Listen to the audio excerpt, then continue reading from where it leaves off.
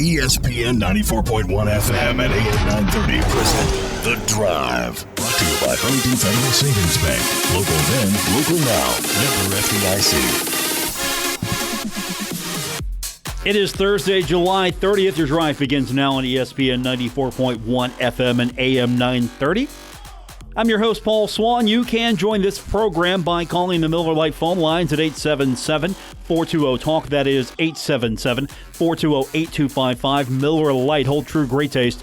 Only 96 calories. It is the original light beer. Joining us on the program in about 10 minutes from Pittsburgh Sports Now, Mike Asti. He will be with us to talk a little bit about the ACC's decision yesterday to go to an 11-game schedule, 10 conference games, 1 out-of-conference game, with the caveat that the out-of-conference game must be played in the home state of the ACC institution. So, in effect, if Marshall was to play Pitt as that one non-conference game, it would have to be in Pennsylvania or at least in Pittsburgh for that game to happen. I don't see that happening. However, we don't know what's going to happen as far as the Herd schedule is concerned, because today we have found out that there will be another league joining the already Big Ten and Pac-12 decision to play just conference games, and that is the SEC. So that's a big one.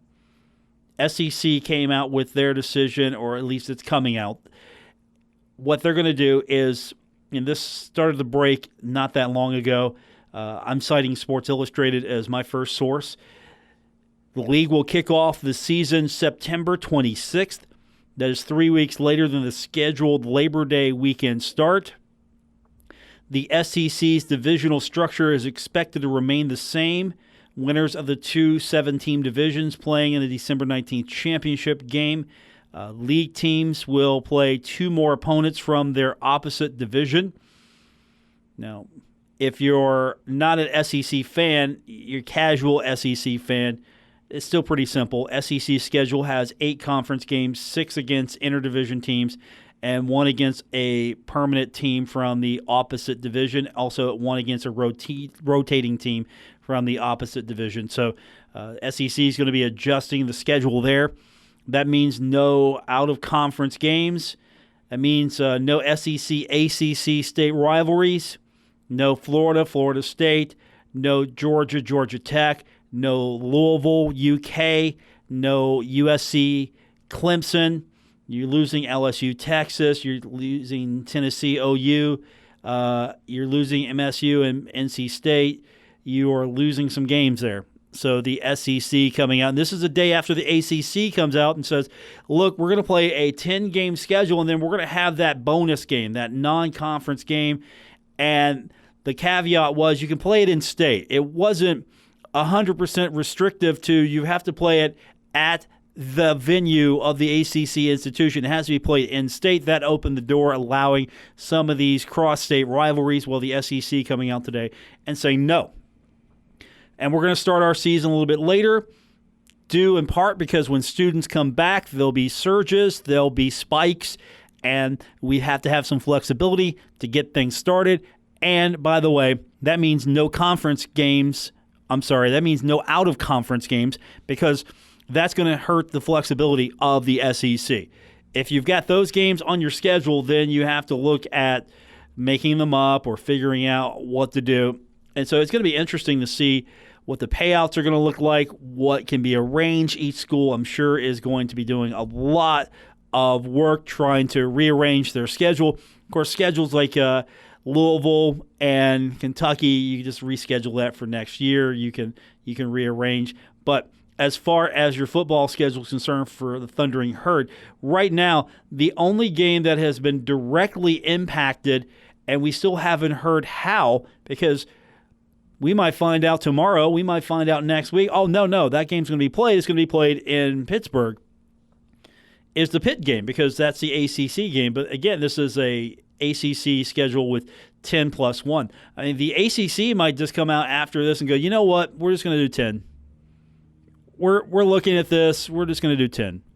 Forget that game. We're going to use that date, that opening in our schedule as a sort of a flexibility game day. We're going to open up the schedule a little bit. So we haven't heard yet from the Big 12. That's, I'm sure, coming.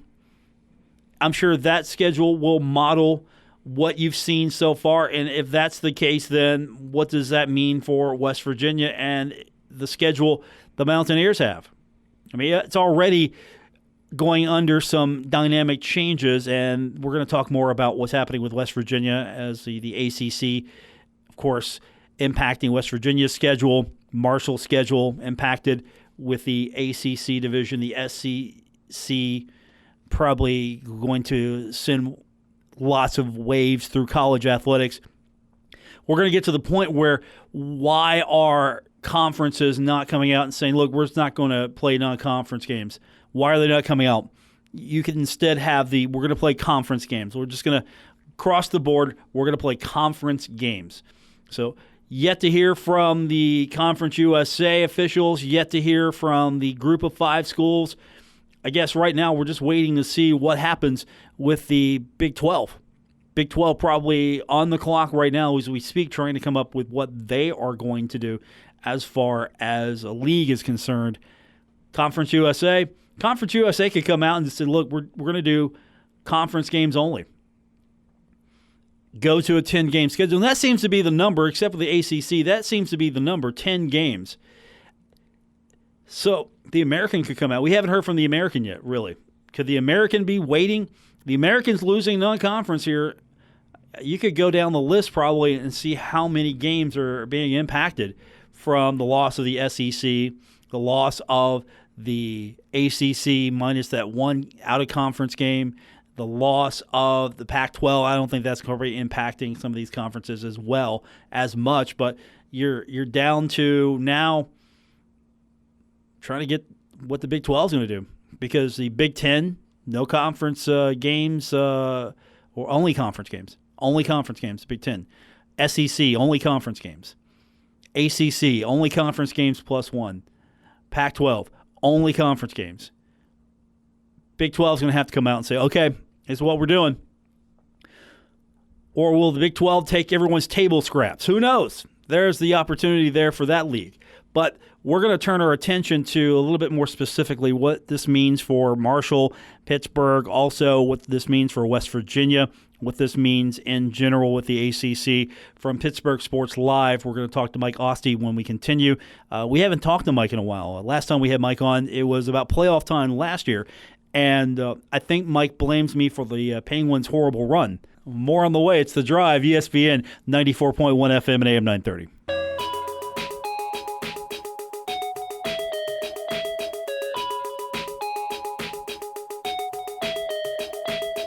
This is The Drive with Paul Swann on ESPN 94.1 FM and AM 930.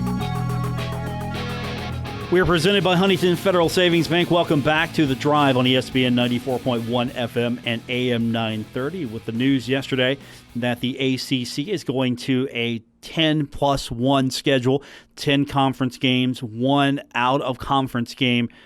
A lot of shockwaves going through the state of West Virginia as this impacts both West Virginia and Marshall. And to tell us more about maybe directly how this impacts the Mountaineers and the Thundering Herd from a standpoint of Pitt, the ACC, joining us from Pittsburgh Sports Live and all the satellite properties that Pittsburgh Sports Live has. He's also a Steelers fan, but I'm not going to hold that against him.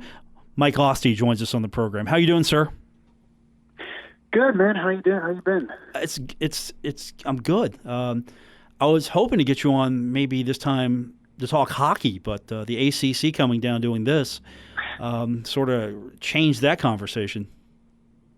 Yeah, that's now been kind of the news here in Pittsburgh. Obviously, hockey being back is big, even after the Penguins' preseason loss. I mean, that obviously is a big thing. But, yeah, it actually does provide a sense, and your listeners may roll their eyes at this, but it's very ironic for Pitt with now what's happening with COVID and the change to the schedule and the ACC scheduling, because this was going to be one of the better teams Pitt's had in a while, certainly defensively, and there is now a contingent and a certain argument that Pitt kind of got screwed here in terms of the schedule, because it now appears tougher than it would have been.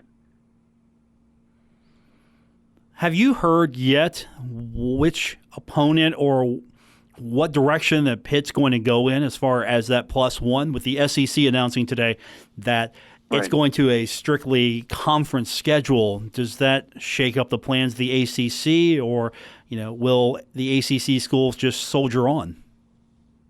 Well, I originally kind of seen what the ACC was going to do, just a conference-only schedule. There has been some grumblings here in the last couple of days that Pitt may be able to slide in Ohio University as a potential out-of-conference game. I know there's a whole more of a joke, but would be a potential nice idea for the two programs, that because they have that one game opening, that if Pitt and even West Virginia could somehow end up playing the backyard brawl earlier than scheduled to reboot things. But that's not really realistic. And then the only monkey wrench of the whole Ohio idea is what's going on with Governor Wolf in the state of Pennsylvania, and him wanting to cut down on teams traveling, and him not wanting the Blue Jays in Major League Baseball in Pittsburgh because of less teams traveling in. So there's also the rumors that he may try to have Pitt stay within their state as much as possible outside of the ACC conference schedule. So I'm not sure what they could do in that regard if that restriction came to be. But the Ohio rumor has been out there. This is really, obviously, this is a gigantic mess, because this is really where it's becoming very evident that as much as a lot of these major programs are involved in college football or in a hole, and they're all vying for the 4 playoff spots and national championship, these conferences really do operate independently of themselves. So when you have out-of-conference schedules, like, for example, West Virginia, who we also cover as a newer site, WV Sports now, as part of our now family of networks, they kind of have had their schedule kind of ruined a little bit as well, with that whole game against Florida State basically being kiboshed, and even losing Maryland as an opponent. And not the best of rivalries for West Virginia, but I guess they could argue that's kind of one left for them. So it's just kind of changed everything, and these teams, no matter what their conference is doing, are losing games and are being impacted outside of things. And then you have with the ACC the added little tinge of Notre Dame playing the ACC schedule, even though they're not a part of the ACC. And it will actually, this is kind of an aside, this will benefit the ACC in some way. Despite this being a monkey wrench scheduling, and despite maybe a team like Pitt having a harder schedule than normal and having difficulty with a +1 game to add in, this will actually be a nice benefit for the ACC conference and some of these other teams, because Notre Dame playing that ACC schedule and basically being a part of the conference this year and having a chance at the ACC championship this year, which is not normally the case, even if they play ACC games in their schedule, they will be splitting that NBC money deal. That they're still going to be on NBC, but they'll be splitting that NBC money with the rest of the conference, which is not what they do. Part of why they're not in the ACC and they're independent is to reap the full benefits of the NBC money deal. But apparently the reports are that the rest of the conference is going to see some of that money this year. So it actually may be a financial benefit for some of these schools, even though the scheduling's all out of whack. The plus here is it makes ACC football that more exciting to watch as well, because that's just unheard of. Notre Dame does what Notre Dame does. And to put them on that schedule, you have them as a member could win a conference championship. That's historic in itself right there.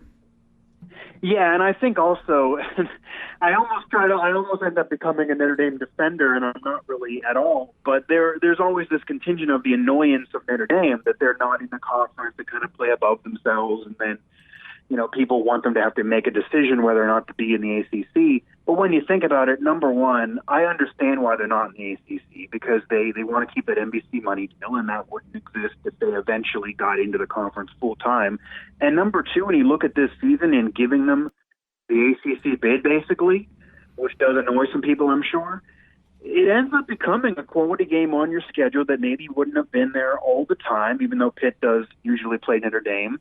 And it's a much better game, whether an in-conference or out-of-conference, than a lot of these other teams are going to be playing. So it's a quality opponent.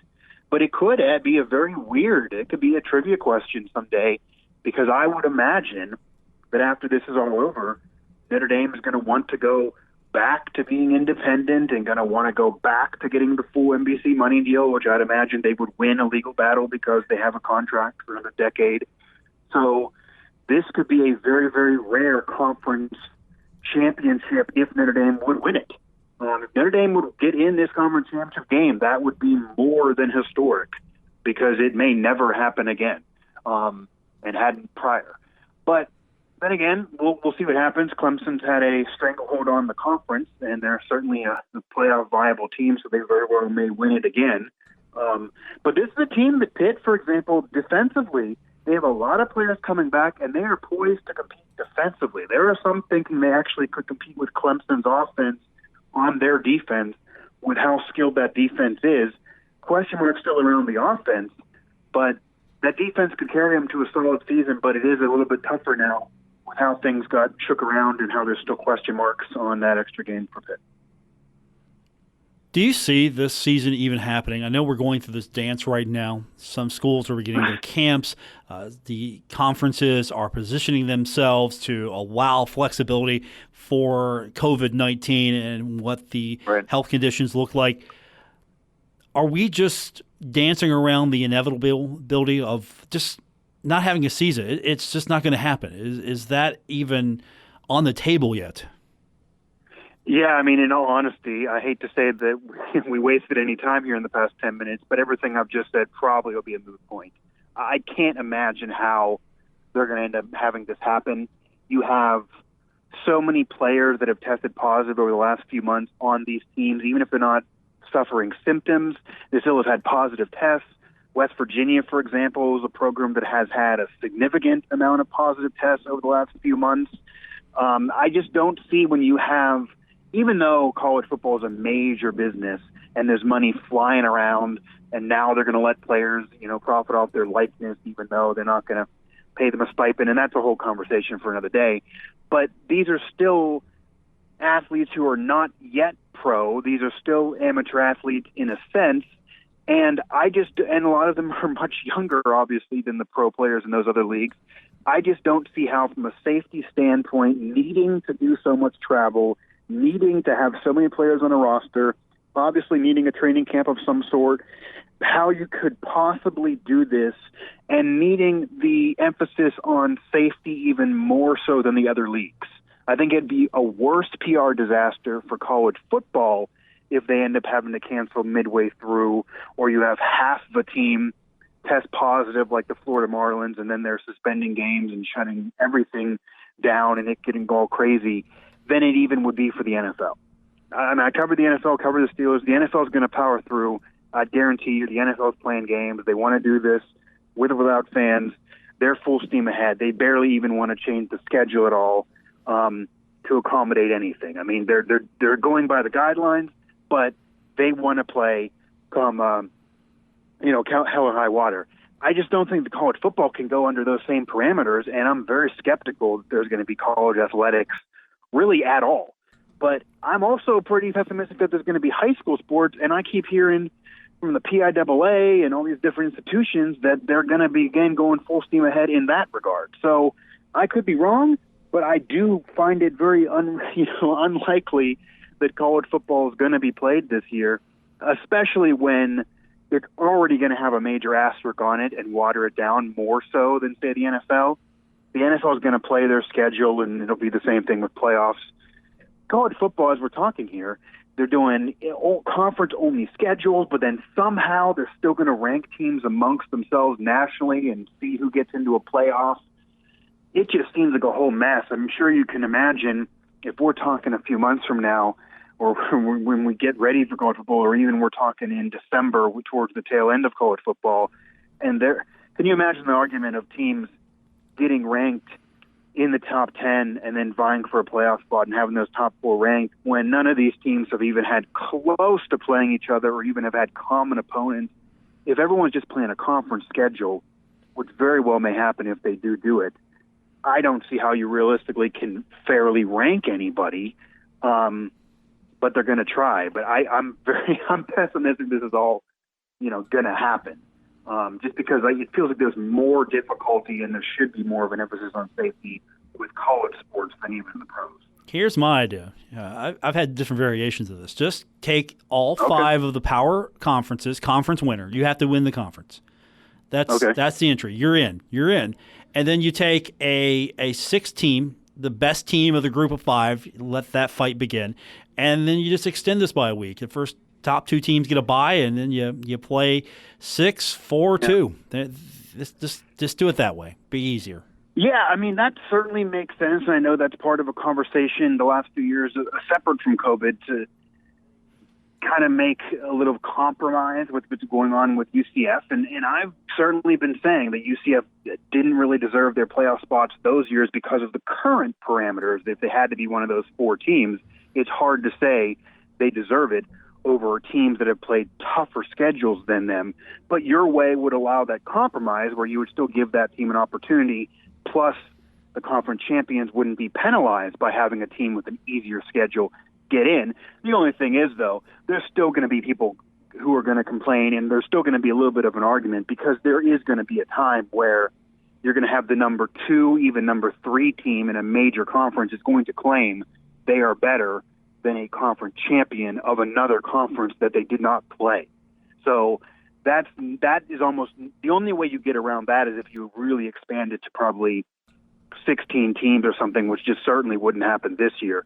But you look at look at this year, the SEC is going to think they have the toughest schedule. They usually do have the most teams ranked in the top 15, top 10. And can you imagine a scenario where Alabama ends up second in the conference to LSU, and then Alabama's not in a 16 playoff, but you have UCF in it, and they don't play any top 15 teams? That's then going to be the whole conversation that way. And, of course, college football probably would secretly hate that scenario because they would lose money. They would certainly get less money by having a non-Power 5 in than even having the runner-up potential giant of another major conference. So I don't think there's any way to do this and to appease everybody and not have tons of arguing, but this year's arguments are going to have even more credence than normal because if you're just doing conference-only schedules, there's not even going to be common opponents to really compare or contrast. It almost seems like these conference championships this year, I'll say this, may mean a whole heck of a lot more than normal because it may be the only legitimate championship without an asterisk that actually is won this year. Mike Asti is joining me from Pittsburgh Sports Now, and we bring up the playoff, of course, the championship, and the bowls. There's that as well. That's like another elephant in the room here. That how are we even going to attempt to tackle that? Should there just be a pass on that this year? Because the whole point of bowls are to try to separate fans from their money as tourist destinations. Yeah, honestly, it's kind of weird that you bring that up because I've done shows in it myself. I've appeared in other shows, and this has all been discussed, and everybody's talking on social media about what to do with college sports and college football in particular. There has not legitimately been a conversation that anyone has really brought up in terms of what do you do with the bowls. Like, say, hypothetically, I'm wrong, and we actually do have a season, and even if we just play conference-only schedules, and then somehow we do a playoff, or even if they scrap the playoffs and we just play conference-only schedules, scrapping the bowls would really be a problem because the reason why there's so many bowls, that is a money thing. It is a tourist thing. They want people going to those locations. A lot of the schools legitimately have basically a 0% chance of being a national champion ever, and that's just reality. So if you take away the bowls, there's almost literally no point of them playing. Is just exhibition for 12 weeks. So I'd imagine that would be the last resort of something that they would want to do. But I don't know how you could safely, legitimately play bowl games when you're probably not going to have fans there. So that would take away the tourist aspect. You, of course, could still put it on TV, but these are legitimately mostly pointless games. A lot of the time there's 6 and 6 teams playing. It seems like a lot in terms of dragging a lot of teams there, a lot of staff. I would not be shocked, and this would suck in a way, if they do college football, and even if they do the playoff, that they do away with 90% of the bowls for this year. Because if you're not in a BCS-like New Year's Six Bowl, like you could still do those bowls even outside the playoff. But beyond that, it does seem like you're risking a lot of safety and spending a lot of money to not get the payoff to do the Texas Bowl or to do the, Toothbrush Bowl and just like made up names. I mean, some of these bowls just are just fillers on TV. And if you're not going to get the tourist destination out of it, I don't know what the point of doing it is, although I'd imagine that's something they're not going to want to answer now. Because if they would come out with an announcement that we're going to play this season, but we're not going to do the bowls outside the playoff for New Year's Six, the motivation for 90% of the players would certainly dissipate outside of those players that think they're still NFL draft picks. I'm surprised you didn't gravitate towards Duke's Mayo Bowl.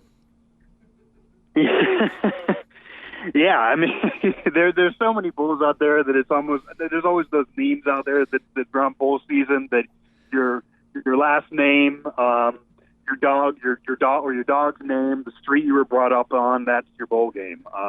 So. I don't know who wouldn't be excited to hoist up the Red Box Bowl trophy. I mean, or the the Cheez-It Bowl trophy. I mean, that would be that would be a prestigious trophy to hoist up. Hey, I'm a Cheez-It Bowl champion. Yeah, I would put that on my resume, Cheez-It Bowl champion, and I would enjoy a free supply of Cheez-It for the next year or so that I would demand, and then get a big Cheez-It trophy that I would put on the trophy case. But yeah, some of the bowls, basically, to summarize, it seems like it's too much trouble for what it's worth for a lot of those bowls. But it does bring up the conversation of there's people who want to move college football just to the spring because if we get a vaccine, then we can just go full steam ahead to a regular schedule and forget this conference issue. Problem is, if the NFL does not cooperate and move their draft, then there's going to be a lot of college football players that are going to sit out because then they would get screwed out of having a chance to play in the National Football League if their college football season is ending 3 days before a draft or, in fact, not even over when the draft's going on. And can you imagine a scenario where you're in week 9 of a college football season, your team's undefeated, you're a top 5 team looking at a playoff, you're competing with a bunch of other undefeated teams potentially, and all of a sudden your star quarterback says, I'm done for the season because I want to be able to be drafted by the NFL and not have them worried that I'm going to get hurt in games that are played after they draft me. Because once you draft a player, you can't play in college football. So it's just a mess. Joining us on the program from Pittsburgh Sports Now, Mike Asti. He, of course, covers a lot, not just Pittsburgh, not just the ACC, not just the Mountaineers. Of course, there's the Pirates, there are the Steelers, there are the Penguins. You've got it all on the family of Pittsburgh Sports Now and all the satellite websites you've got going. You've got to be enjoying at least the last few weeks because we got the NBA, we have the NHL, we've got Major League Baseball, so much going on right now. Unlike the last 4 months prior, we finally have something. Yeah, it's very, very nice. Yeah, I mean, we were doing trivia shows and trying to make up things to basically throw on our channel, and it kind of just throwing darts at the wall to try to keep subscribers and sponsors. So it is nice to actually have legit game content and give what we normally were saying we were going to provide. And then just as a viewer, it's nice to have sports back and have something to watch and be entertained by and just have a release from it all. There's also a part of me that feels like maybe we shouldn't be doing this, but professionally it's better. And also I do think it's providing a little sense of release from the extra stresses of the way the world is today. But yeah, we pretty much cover it all. We don't really cover the NBA, even though I'm a major NBA fan. But yeah, that's popping back this weekend. The Stanley Cup playoffs are going to be, going on soon. That's coming up this weekend as well as they're finally getting into things. Major League Baseball is back. We are doing post-game shows after Pirate games, even though it appears that they might be kicking that rebuilding phase in a little earlier than normal into this season here. It's been a rough sledding the first week and a half. So we'll see. But I heard somebody say this, and this is true. Being mad about sports is better than not having sports at all. So it is nice to be able to criticize sports rather than not have it at all. Look, 2-4 is not bad. 2-4 is not bad. It's not bad. No, it's a start. It's 3-0. No runs, 1 hit, 1 error outing, and the Cubs coming up. But it could be much worse. They've already provided the rain delay extra inning loss that they're normally accustomed to providing throughout seasons. That's already happened once. But there's a lot of concerns, so we'll see how it goes. But they're doing it, and they're doing it without fans, although that's a sport that has done it without fans and has already had a team have to suspend operations, had to have other teams change their schedule. It feels like Major League Baseball could be shut down at any moment if you have any other teams have the issues the Marlins have. And you can't really play college football in a bubble like they're doing with the NBA and NHL.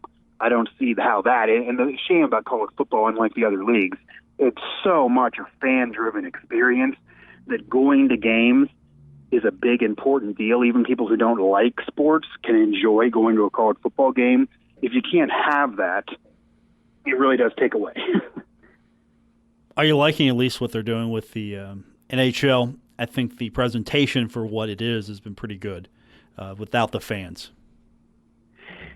Yeah, I mean, it's been interesting. I definitely don't think much was taken away outside of obviously not seeing fans in the stands. But like on the Penguins broadcast on AT&T the other day, you had them in a studio. They could still kind of see it. It didn't appear that from a broadcast standpoint, and I've called games, it didn't sound like that it was different. Even though they weren't there. So they were still calling the game the same way. And the only difference is going to be the only real impact is about the bubble and the fact that there won't be any home ice advantage, but they are still trying to make it as much of an advantage as possible in terms of providing the last line change for the teams that would have been home and that are the higher seeds. So that will still be a help. That is still a tactical strategy part of the game that those teams will have, but they're not going to have the fans that are actually there. I mean, not having the fans there is just going to suck. I mean, it's going to be weird having the Stanley Cup presented, someone lift it without fans there. That's usually a major experience that the fans are involved in, whether it be the home team or the visiting team that wins.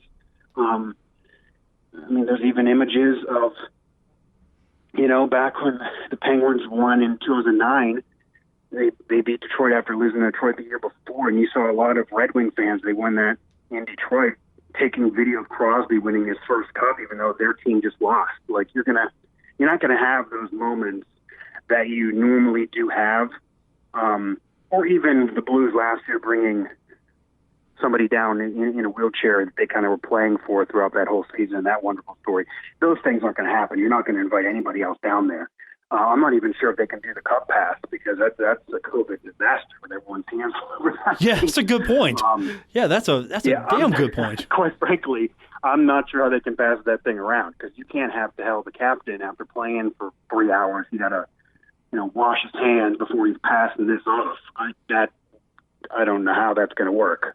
Or the players are going to hate it if they're going to have some COVID officer administering some. Soap or something to everybody before they get the cup. I don't know how. It's going to be in shrink wrap. You're not going to be able to actually touch it. It's going to be in protective shrink wrap. Maybe that's actually the way to do it. Put the cup into something where you can pass around without having to stop for lotion. So I don't know how. It's going to look a little different. I think the NHL, the only thing they did wrong, and they were kind of progressive in this, so I got to give them that. The only thing they really did wrong was, for me, they unnecessarily confused the draft. It's like, for example, if the Penguins would lose to Montreal, they actually would have a chance at the number 1 overall pick, which is nice for the Penguins to rebuild towards the end of Crosby Malkin, but it's legitimately unfair. I mean, some of these teams, the Capitals, Penguins, for example, they had the playoffs locked up a long time ago. They may have had down years from years past, but if you're a top 5 or 6 seed, you were not going to drop likely out of the playoffs. Certainly the top 5 weren't with the big point lead that they had. So I would have rather seen, okay, if you're a 7 or 8 seed and you lose the first round, maybe then you should still be in the NHL draft lottery. But throwing in the top seeds into a draft lottery, that the worst teams have already done a lottery and aren't going to be having a chance at their number one overall pick, that is a little bit much. Because those teams will be a major upset if they would lose. And, for example, the Penguins, I would imagine, should have a relatively easy time with Montreal. It's a stable matchup. And unless the Penguins' goaltending collapses, they should win that series. I hope so. But if they don't, they do have to hang their hat on being back in the lottery. Yeah, I'm not a Montreal fan, so anytime the Canadians are playing against anyone, I'm rooting for that team, even the Penguins. Even the Penguins. Well, it's been a while. 93, the last Montreal Stanley Cup. This is interesting, though. You're going to have the Stanley Cup lifted in Canada. That's not normally the case. So it will be listed in Canada, and there have been some American teams that have lifted it in Canada as a road team. Canada has not won a cup, and no Canadian franchise since 1993 with Montreal. But whether it's a Canadian team or not, you're going to have the cup lifted in Canada, in a Canadian city this year. So Canada is going to get to see it at least on their TV set, even though not in the arena. But I think certain leagues have done the best they could do. It does appear that if you don't bubble things, you're going to have the risk of a virus being spread. So kind of harkens back to I don't see how college football happens because I don't see how a bubble is possible.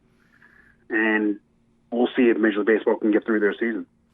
Joining me on the program from Pittsburgh Sports Live. Check it out, all the good stuff on Pittsburgh Sports Live. Mike Asti joining us. And before we let you go, the one thing I'm hoping the NHL does, I hope you agree with me, when we get to that Stanley Cup presentation, when the commissioner comes out and awards the cup, will someone in the sound room have the I guess, heads up, hit the boo button when the commissioner's out there? Just boo him the entire time. Yeah. Well, they keep talking about they want the presentation to be as realistic as possible. So if you want a realistic presentation, you got to do that because it doesn't matter where you are, big or small market, historic franchise or a new one. They all love to boo Gary Bettman. So we'll see. That does seem like that should be a requirement. It might actually be the first time that it was presented and the cups passed around where Gary Bettman's cheered because they're probably realistically going to pump in cheers. But that's not normally the case. No. So that would be fake noise. Yeah, that's completely fake. Mike, good talking to you. Let's do this again. And hopefully, unlike last year, I don't jinx the Penguins for you because I don't think you want to come back on the program after I jinxed the Penguins when we spoke last. Yeah, I do recall that last year. Yeah, that did occur. We'll see. The Penguins actually also have the added benefit that COVID oddly helped them. You got Jake Gensel and a few guys healthy that would not have been a part of a playoffs if they already were finished and happened 2 months ago. So they have a benefit actually of a better team than they would have had if the playoffs were in May and June like normal. So that's interesting. And I'm sure that's going to, ignite some fans to argue about that. But either way, sports are here. It's better than sports not being here. But yeah, hit me up. Let me know. Definitely come back on if you need me. I appreciate you, sir. Thank you. And don't forget everyone else who's tuned in. Pittsburgh Sports Now, that's the place to go for. You guys have got the Mountaineers. You've got all the Pittsburgh area teams. And it's subscription. Probably the best, what are you guys charging now? $50 a year? What are you guys charging? It depends on different membership. There's different levels of all the different sites. There's even some that are as cheap as under $10. So there's all different levels. There's a whole diehard thing where you can pay for the year, but nothing's that crazy expensive. And the YouTube channel, Pittsburgh Sports Live, on YouTube actually is free to subscribe right now. So I would definitely go over there, click the subscribe bell, and there's no charge for that YouTube channel right now. So get it while you can. Mike Asti joining us, Pittsburgh Sports Now. Thank you, sir. We'll do it again soon. All right, bye. Quick timeout. We'll come back. We'll continue on with today's edition of Drive here on ESPN 94.1 FM and AM 930. Don't worry. Paul Swann has the wheel on the Drive, ESPN 94.1 FM and AM 930.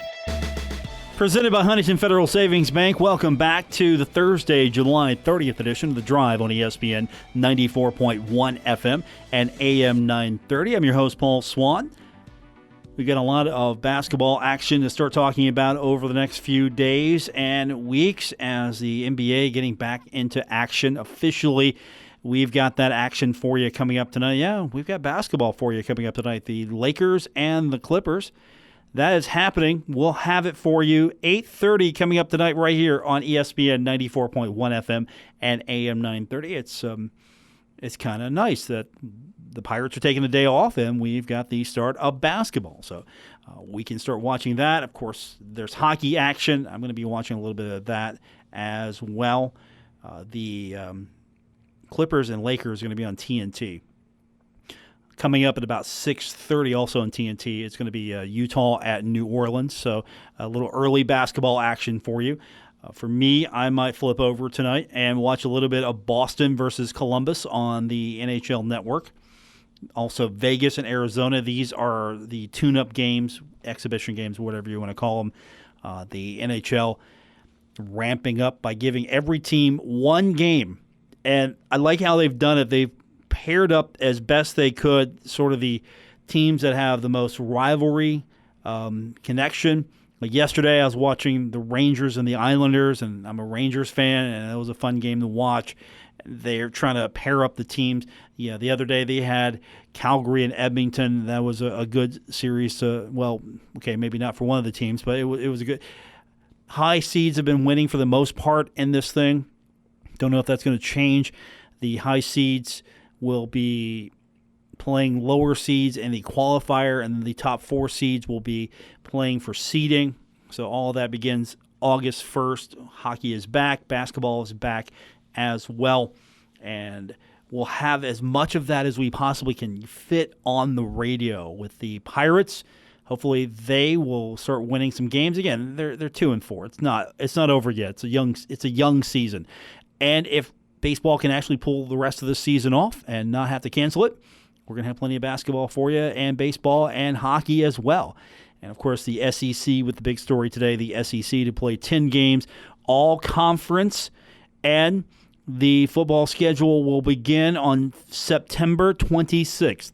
So early games have been pushed back. I'm sure we'll get an interesting reschedule.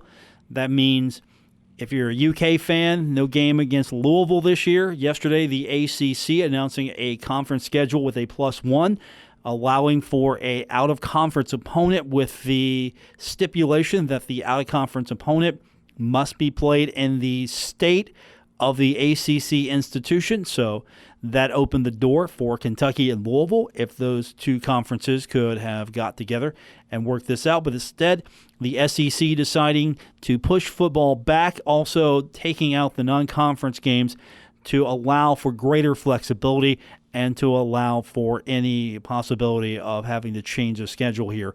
So that's what's going to happen.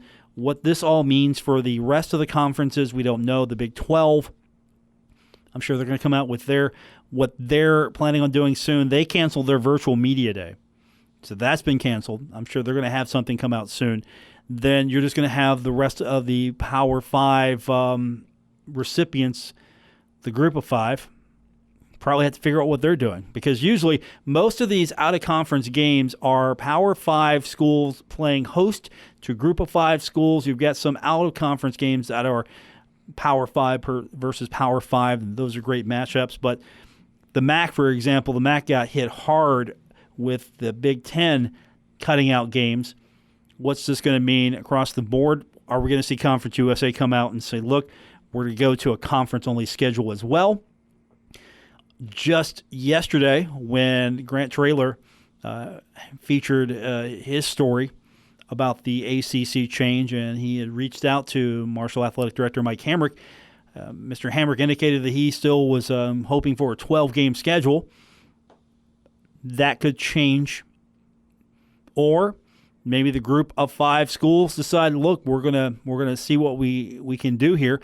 Or more than likely, again, none of this is set in stone right now. There could be just this decision to eliminate the non-conference schedule or to push back. Or maybe what's happening here is some of these conferences are waiting to see what the other leagues are doing.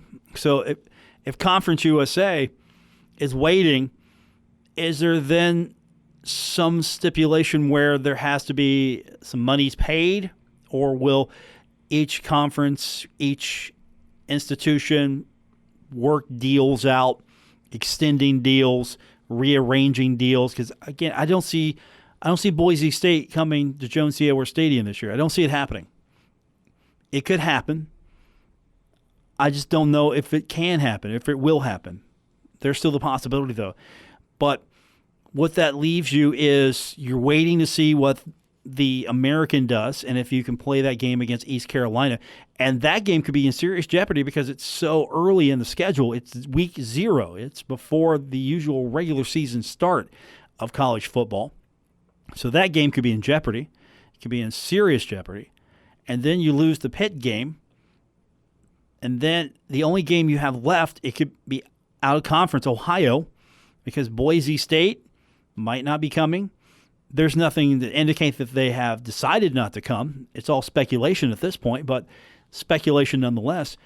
You're already potentially down one game with the edict that all non-conference games played by ACC institutions must be played in said institution's home state, which was to allow a lot of SEC-ACC matchups. Unfortunately for the ACC, those plans got wrecked today with the SEC announcing. It's sort of like the SEC decided we're just going to push it back to the furthest most date we possibly can, and so we're going to jettison the entire non-conference slate and get to the point where maybe we can get this season going. Pushing it back a few weeks allows some flexibility, possibly, but I just don't know how you're going to do this. Because, again, college athletics, it's completely different than college. It's just not the pros. College is not the pros. The NFL, they're going to do whatever they need to do as an organization, as an institution, whatever. The NFL, it has money. It has resources. The NHL has money and resources. The NBA, money and resources. Major League Baseball, money and resources. And even then, you see Major League Baseball not exactly getting it right the first time. Didn't stick the landing all the way with potential suspension of games. You've got games already suspended. You're going to probably have to reschedule. You're allowing for more flexibility. So there's so many questions still up in the air about this. But only thing we know today is the SEC has decided to go in-house. All games in football this year will be conference only. That's going to do it for this edition. I want to thank my guest from Pittsburgh Sports Now, Mike Asti. Good talking to him again. Don't forget, we have got basketball action for you tonight. The Los Angeles Clippers taking on the Los Angeles Lakers. That is a 9 o'clock tip. We go on the air at 8:30. You can listen to that right here on ESPN 94.1 FM and AM 930, and on our sister station, Cat Sports 93.3 and 1340. For our producers, Spencer Dupuis, I'm Paul Swann. Thanks for tuning in. Back tomorrow, we'll do it all over again right here on ESPN 94.1 FM and AM 930.